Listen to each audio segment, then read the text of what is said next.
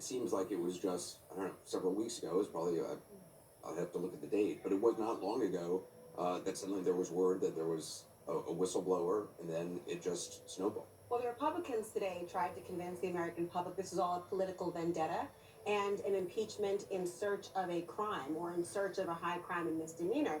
But what you see today essentially is breaking down what it really means And they're to four reject. votes away right now. Yes, to reject the notion that you are above the law. What that means essentially is that no one is immune from the constitutional oversight that our founding fathers contemplated. They actually predicted you would once need impeachment. That was also a foregone conclusion to everyone, that you would have to have a check and balance. And what today's votes have all been about is whether or not the separation of powers still stands, whether or not you can actually be co-equal branches of government, and whether you can certainly be the republic if you can actually keep it. You're seeing this vote right now. It's unfolding. You're only a few away from actually capturing it. And this is the essence of what democracy is. As one representative said today, it's a sad day for America, but it's a great day for constitutional democracy. And they're two votes away now, two yay votes away from the Article 2 passing, the resolution passing, that is the obstruction of Congress.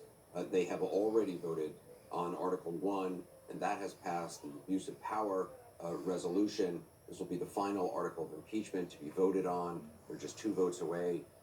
Kirsten, now they are just one vote away from adopting this Article 2 obstruction of Congress.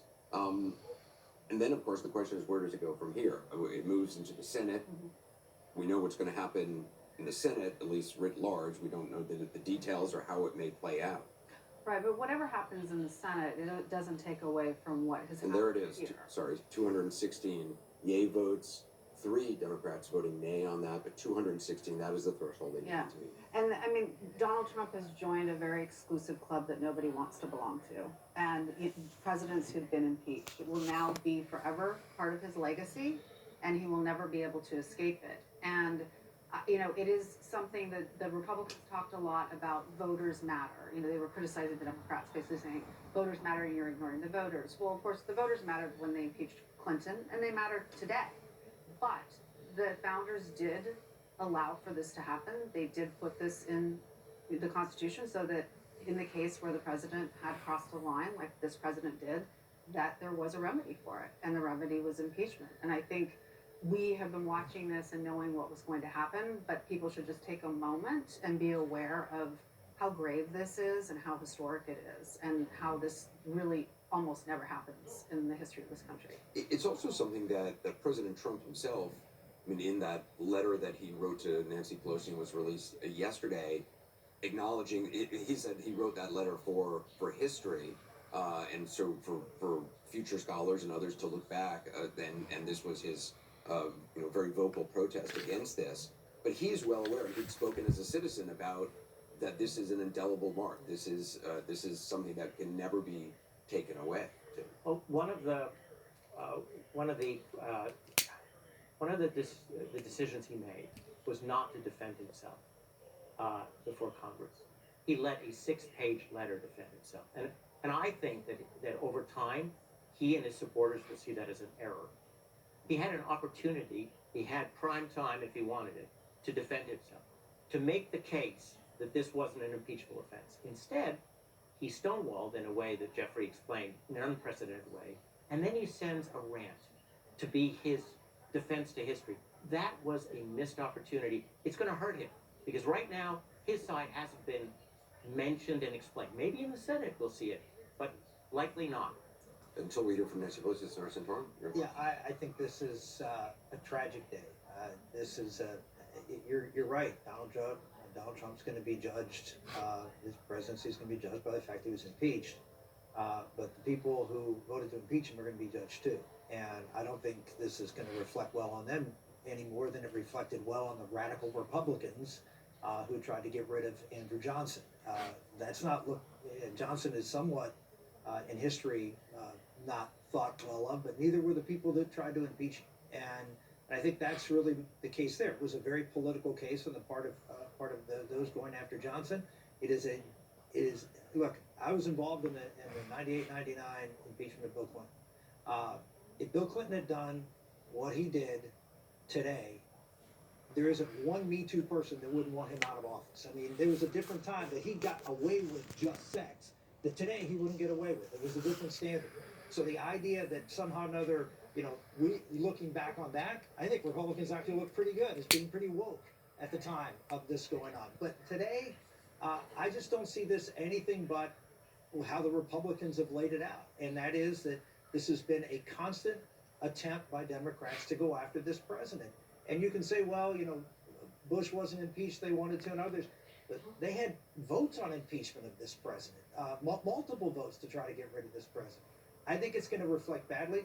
And this next election was probably going to be that first element of how that's going to be judged. Sure. And yet, if you were to compare, say, the example you gave of Bill Clinton compared to President Trump's 6-page letter yesterday, you have a distinct difference between one president who was contrite and apologetic and one who doubled down and was defensive and actually went on the offensive on this very notion. And one thing about Andrew Johnson, he needs to mention, he is the president who has been impeached, but he was not an elected president. This is a moment in history. This is the very first time you have a first-term president of the United States being impeached. Much has been made about the will of the people and trying to rewrite an election or looking ahead to 2020. But the really important notion here is that for the very first time, there could actually be not a second term on an impeached president. Clinton, of course, is already in a second term. We know Nixon already resigned before he was even having the Articles of Impeachment drafted against him. So this is momentous in the fact that that phrase of the will of the people could mean much more today than it ever has. We are just moments away now, perhaps even seconds away from House Speaker Nancy Pelosi gaveling and announcing that the second article of impeachment of the has actually been passed. I think that's why the judgment on this impeachment is going to be quicker and more severe. Because unlike every other impeachment, there was an election shortly after the impeachment where those who impeached, as well as the president impeached, are going to be judged by the American public. And if Donald Trump gets reelected, if a bunch of these people who won Trump's districts lose, this is going to go down as it's going to be characterized by history by the winners. And Charlie, the winners Charlie, do you have a sense of difference. how this plays out in the election? I don't think any of us know for sure. We don't. But I just look. I keep seeing these swing district Democrats, like in Oklahoma and South Carolina and in Utah, who just voted to impeach the president in very strong Trump districts. They must see something in their polling. They're voting. Maybe they're voting just on their principles, but they can Carolina. calculation too. They can survive this. With all due respect, Charlie, they- every single one of these people has a primary they have to get through before they get to the general Well, that's- election. Jeff, And that, look at Jeff Van Drew, look at others. Anyone who crossed the Democratic orthodoxy on this was being abandoned in their primary. They could not, if they wanted to survive their primary, vote against this. Rick, you just gave a characteristically eloquent statement about how the Democrats don't like Donald Trump, but you left out one thing, and you left out the same thing that Republicans keep leaving out throughout this discussion, which is what Donald Trump did. You never defend what he did. Did he go to a vulnerable country and say, you're only getting our taxpayer money if you give us dirt on Joe Biden? And Is every- that I think okay? every Republican would say that he did not do that. I think every Republican who voted on that would say there's no proof that he did that. And you don't see an accusation, as they've said, How of do you say there's bribery. no? I mean, he says read the transcript. That is I read in the that. transcript. Anderson, we've had this conversation many times on the show. We'll have it again. But I'm just telling you, look, I would just say reasonable people can disagree in reading this transcript. And here's the thing that bothers me is that everyone who reads that transcript reads it from the perspective that Donald Trump does not deserve any benefit of the doubt It is about not, what he's doing. but it is not just the transcript. We had days of testimony Of which about there's no firsthand knowledge of what the Because of president. Donald Trump. Well, then we haven't heard from Kirsten. Then wait until you get the judge deciding whether to turn it over. Wait. But the fact that he's not allowing those people to testify because You he knows presume he's going to. Let him finish. Well, That's what you're That's what I'm saying. You are putting your head in the sand because you are choosing You to are making ignore the assumptions. fact. You are ignoring the fact that if those people would exonerate him, they would be testifying, and you know that. There is no reason for him to break from precedent of what every other president has done and have them testify. I just, the idea. Again, that's the assumption you're making. I don't think you can do that. I just don't think, Mulvaney confessed to it on national television. He was speaking generally, not specifically. Okay, let's. Sorry, we just need to go to Wolf and Jake. You know, Anderson, as we await the Speaker to announce the result of the second article of impeachment obstruction of Congress, Jake, I want to show our viewers how she did it with the first article of impeachment. She gavelled it. She said 230 in favor, 197 opposed, 1 present. Watch this. Article 1 is adopted. The question is on adoption of Article 2.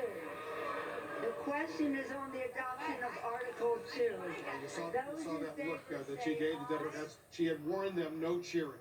Yeah, and there was a smattering of applause, and the speaker gave a look that any parent or former child would recognize. The look of, don't do that. You know, I told you not to do that. Don't do that. And look, this has been something she's been trying to navigate the whole time she's been speaker. And the times that members have not listened to her were cited today repeatedly. Congresswoman Rashida Tlaib, here's the second gavel. 129. The nays are 198. Present is 1. Article 2 is adopted. And she just did it again. Somebody else cheered again. It sounded like one person, and Pelosi putting up the hand again. She has had most of the Democrats, and you have to give her credit. Most of the Democrats have been in line. They have been solemn. They have been serious. They have not rejoiced. They've treated this day with the gravity it deserves. Without objection, the motion to reconsider Article 1 is laid on the table. Without objection, the motion to reconsider Article 2 is laid on the table. Pursuant to Section 7B of House Resolution 758, the House stands adjourned till 9 a.m. tomorrow. Just to continue my point, but there have been a handful of members. Congressman Al Green of Texas, who introduced, along with Congressman Brad Sherman,